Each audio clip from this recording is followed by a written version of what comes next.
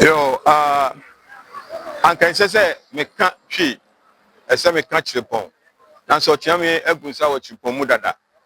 Asama me be kan eye ni bresam ewa ukugwa. Asama me kan say okonfa noche eye ukugwa okonfa noche. Ukugwa de hye a yemfa ni nya grokra. Ese ne Christopher mfa Yesu din ya gro no. Sa ne yenso okonfa noche yemfa ni din eni agro. Enti obi obegyina baabi na wabọ konfa noche din a wambo ni yie no. Ye be fa ye ho adwen ne ani mpanyi akasa. Na na adwuma mbedu. Oye bro ni. Oye Dormaahene.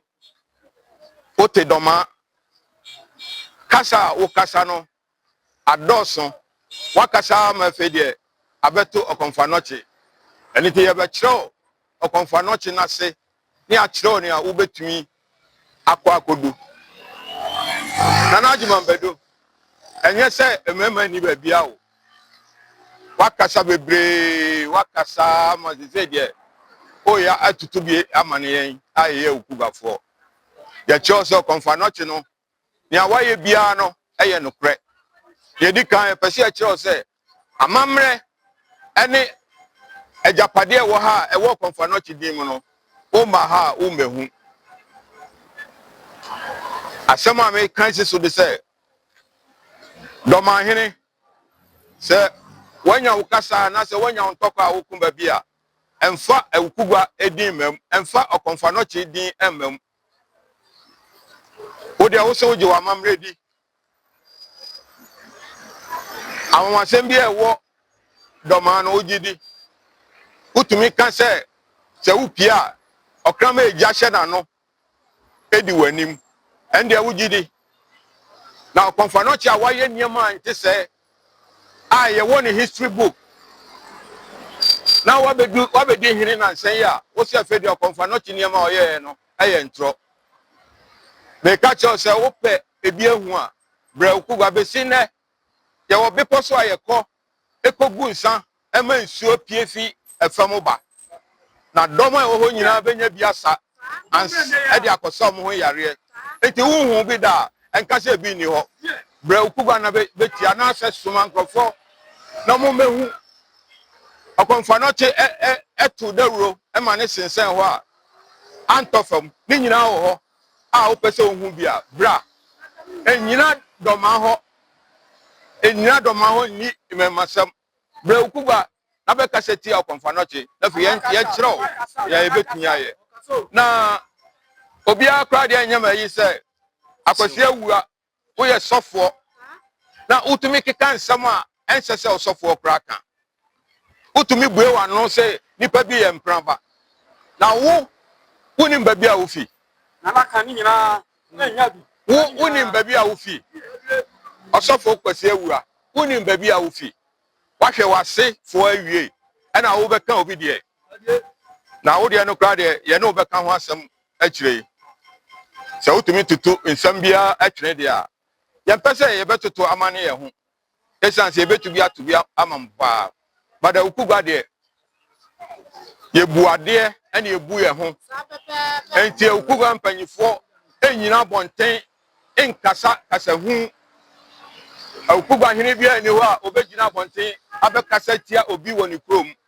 na la kasa on pen fo dawati kasa aniko